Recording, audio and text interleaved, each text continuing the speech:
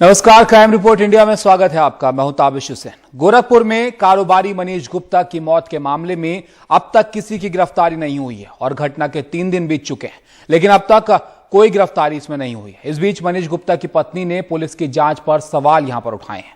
इससे पहले कल मुख्यमंत्री योगी आदित्यनाथ ने पीड़ित परिवार से मुलाकात की थी। उन्होंने कारोबारी की पत्नी को कानपुर विकास प्राधिकरण में नौकरी और जांच ट्रांसफर कराने का भरोसा दिलाया। समाजवादी पार्टी के अध्यक्ष अखिलेश यादव भी मृतक कारोबारी की पत्नी से मिले। बीएसपी सुप्रीमो मायावती ने इस मामले की जांच सीबीआई से कराने की मांग की है और इस मामले में अब राष्ट्रीय मानवाधिकार आयोग ने गोरखपुर के डीएम और एसएसपी के खिलाफ केस दर्ज किया है।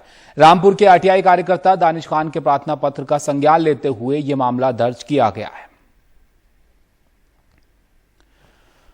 कमाल खान एग्जीक्यूटिव एडिटर हमारे साथ बने हुए हैं, उनके पास चलते साथ जानकारी के लिए। कमाल, आश्वासन तो मुख्यमंत्री तक से मिला, लेकिन कार्रवाई यहां पर होते हुए अब भी नहीं दिख रही है।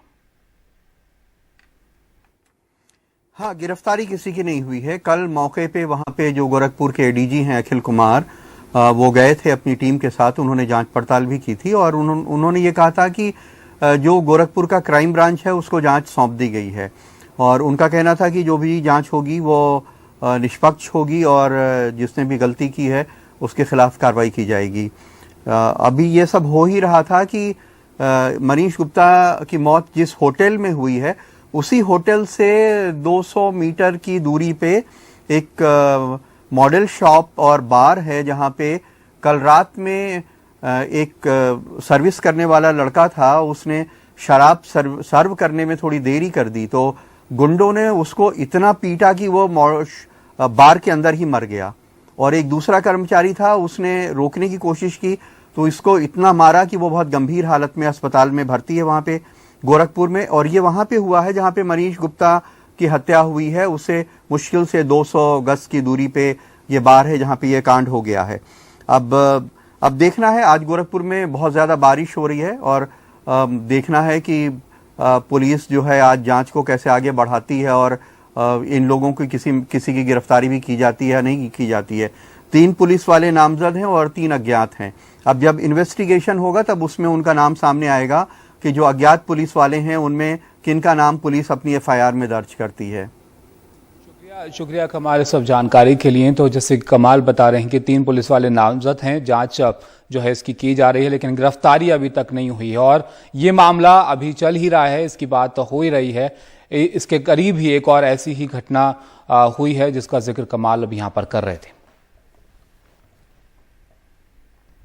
महाराष्ट्र के गृह मंत्री दिलीप वलसे पाटिल ने कहा है कि मुंबई के पूर्व पुलिस कमिश्नर परमबीर सिंह लापता हैं। दिलीप वलसे पाटिल ने कहा कि केंद्रीय गृह मंत्रालय के साथ हम भी उनकी तलाश कर रहे हैं। पाटिल ने कहा कि उन्होंने लुकआउट सर्कुलर भी जारी कर दिया है और अगर वो चले गए हैं तो ये अच्छा नहीं है। परमबीर सिंह ने अनिल देशमुख पर वसूली के आरोप लगाए थे, जिसके बाद परमबीर सिंह पर कई मामले दर्ज किए गए थे। मनी लॉन्ड्रिंग के मामले में भी वो आरोपी हैं। उनकी तलाश में कई जगहों पर छापे भी मारे गए हैं।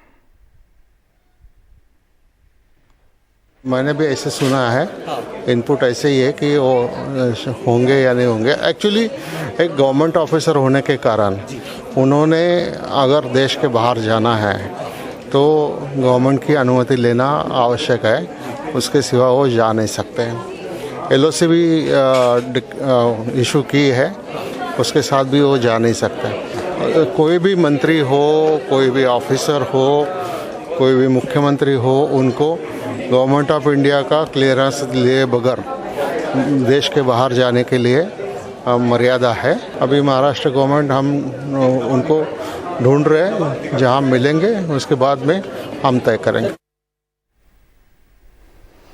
तो यहां पर तलाश की जा रही है परमबीर सिंह की। हमारे साथ सुनील सिंह जुड़ गए हैं ज्यादा जानकारी के लिए। सुनील, कई सारे मामले हैं जिसमें अब इनकी जो है वो जांच की जा रही थी, इस बीच कोई पता नहीं इनका चल पा रहा है। महाराष्ट्र के साथ साथ गृह मंत्रालय भी इनकी तलाश कर रहा है, लुकआउट नोटिस जारी किया गया है। क्या ये मामला जो है बना है, कब से इनकी तलाश की जा रही है?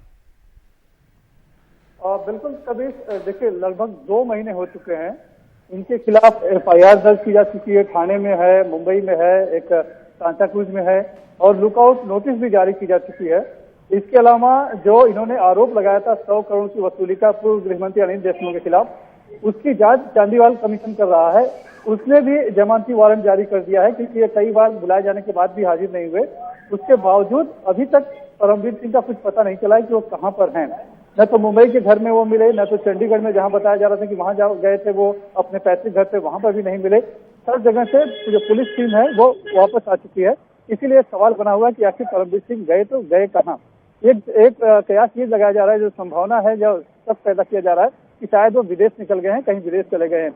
लेकिन उसी सवाल पर कल गृह मंत्री दिलीप वलसे पाटिल ने जवाब दिया कि वो केंद्रीय गृह मंत्रालय के संपर्क में है, उनकी भी मदद ली जा रही है।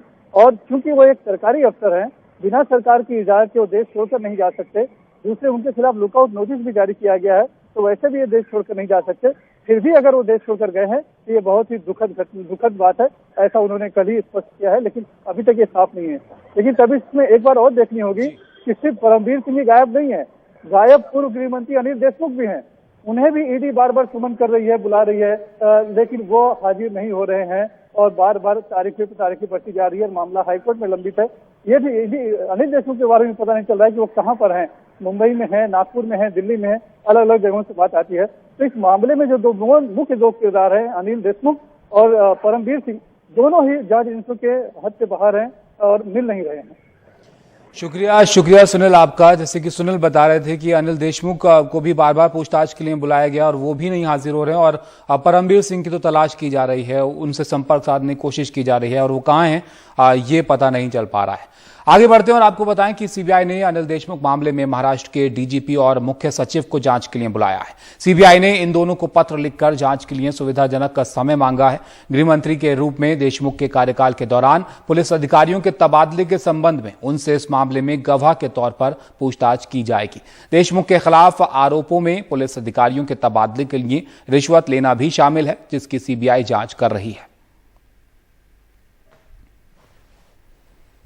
और दिल्ली के मोहन गार्डन में एक नाइजीरियन मूल के युवक की मौत के बाद नाइजीरिया मूल के लोगों ने थाने पर हमला कर दिया और पुलिस वालों के साथ जमकर मारपीट की। इस हिंसा में 3 पुलिसकर्मी घायल हो गए, जबकि थाने में खड़ी कई गाड़ियों में तोड़फोड़ की गई। इस मामले में दिल्ली पुलिस ने नाइजीरिया और दक्षिण अफ्रीकी देशों के 53 नागरिकों को गिरफ्तार किया। घटना 26 सितंबर की है, जब नाइजीरियाई मूल के एक शख्स का शव संदिग्ध परिस्थितियों में मिला था और उसके बाद उसके साथी पहले अस्पताल में इकट्ठा हुए और फिर सबने मिलकर मोहन गार्डन थाने पर हमला कर दिया।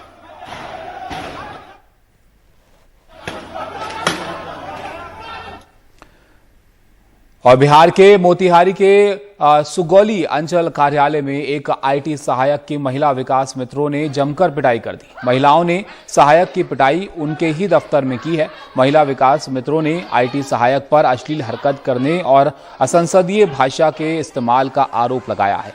इस बीच महिला विकास मित्र से अश्लील बातचीत का आईटी सहायक का एक ऑडियो भी वायरल हुआ है। पिटाई के बाद महिला विकास मित्रों ने आईटी सहायक के खिलाफ थाने में शिकायत भी दर्ज कराई है।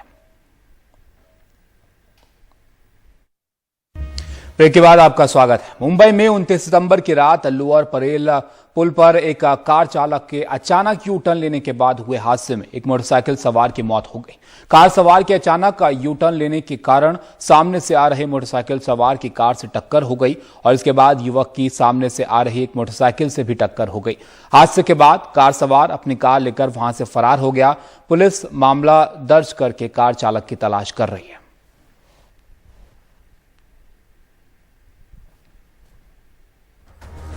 तो इसी के साथ क्राइम रिपोर्ट इंडिया में फिलहाल इतना ही। खबरों का सिलसिला लगातार जारी है, बने रहिए हमारे साथ। नमस्कार।